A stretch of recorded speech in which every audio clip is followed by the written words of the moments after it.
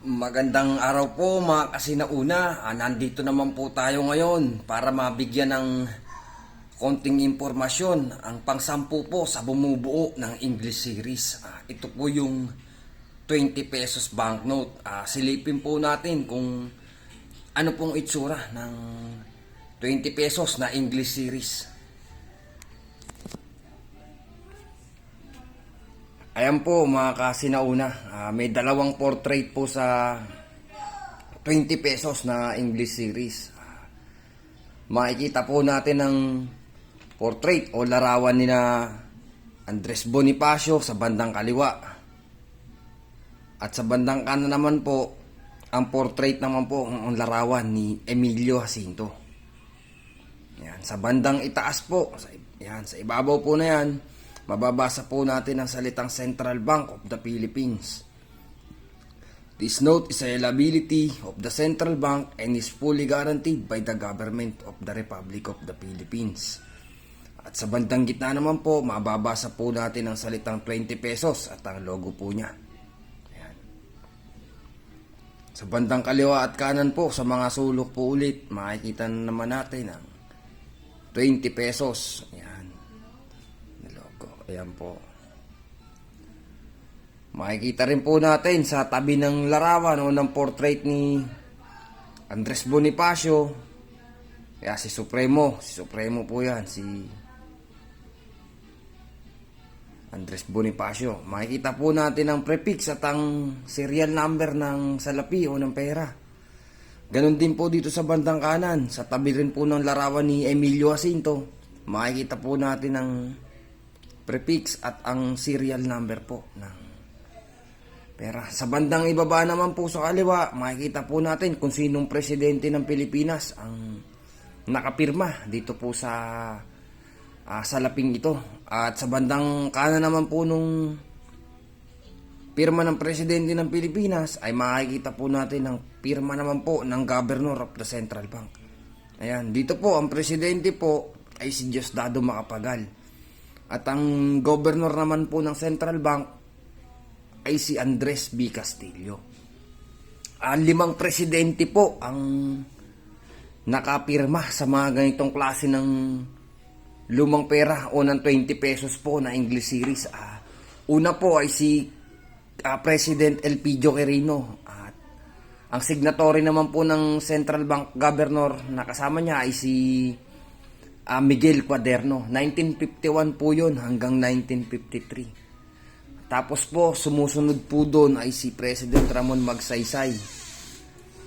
At ang Central Bank Governor naman po ay si Miguel Cuaderno. Mula 1953 po yun hanggang 1957. Nasusunda naman po ng President Carlos P. Garcia at Andres B. Castillo, tulad po nito, Andres B. Castillo noong 1961. At sumusunod po, ito na nga po ay si President Diosdado Macapagal, ang presidente ng Pilipinas, at si Andres B. Castillo naman po ang Governor of the Central Bank.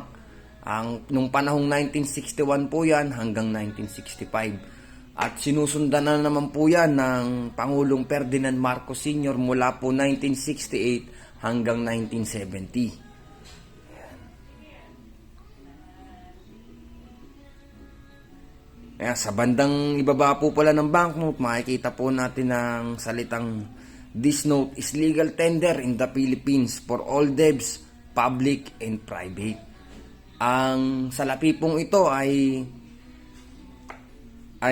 nagkaroon ng 75 million pirasong kopya. O naglabas sila ng ganong kadaming print. Mula 1951 po yon hanggang 1970. Nakapag-print po sila ng 75 million piraso o 75 milyong piraso ng ganitong klase ng pera. Ayan, ito naman po ay na-demonetize o nawalan ng visa nung Pebrero 28, taong 1974 po. Ayan. Yun na nga po, sumunod na po doon ay yung kasunod po nating mga tatalakayin. Filipino series. Pero ito po ang 20 pesos na English series. Tingnan po natin yung likuran ng English series. Ayan, sa bandang kaliwa po, sa itaas at sa ibaba, ganun din po sa kanan, sa mga sulok po niya. Makikita po natin ang 20 pesos na logo. Ito po. O, salitang 20 pesos. Ayan.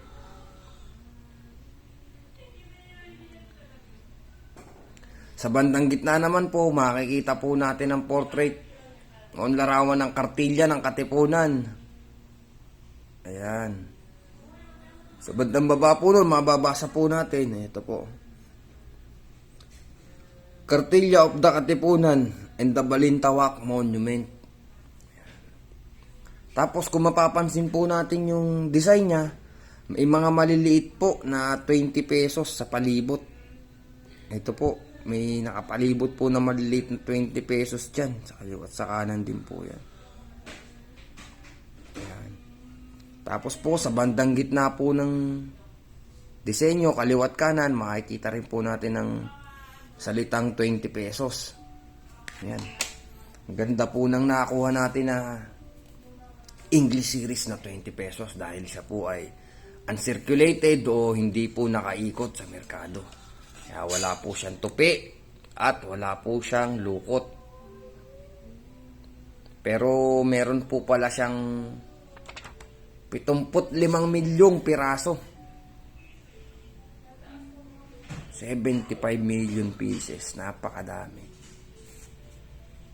Pero bibihira po ang may hawak na ng mga ganitong klase ng lumang pera. Mga kasamahan nating mga kolektor na nakakapag-ingat pa sa mga ganitong klase ng pera. Saludo po ako sa inyo dahil meron tayong memorabilia koleksyon na pinag-iingatan. Ako po ay nakalagay po yan sa mga plastic at bukod po sa nakalagay siya sa plastic ay inilalagay ko rin po yan sa album para hindi po siya marumihan o hindi po siya magkaroon ng lukot. At ihahabol ko na nga rin po pala, nagpapasalamat po ako sa mga na sumusuporta at nagla-like sa aking mga video. Maraming salamat po sa inyo at patuloy nyo po akong tinatangkilik at sinusuportahan.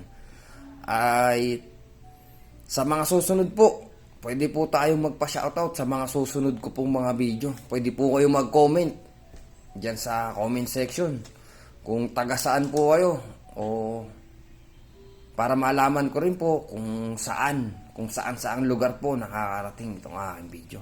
Yun lamang po, isang magandang araw po ulit at maraming salamat mga kasinauna.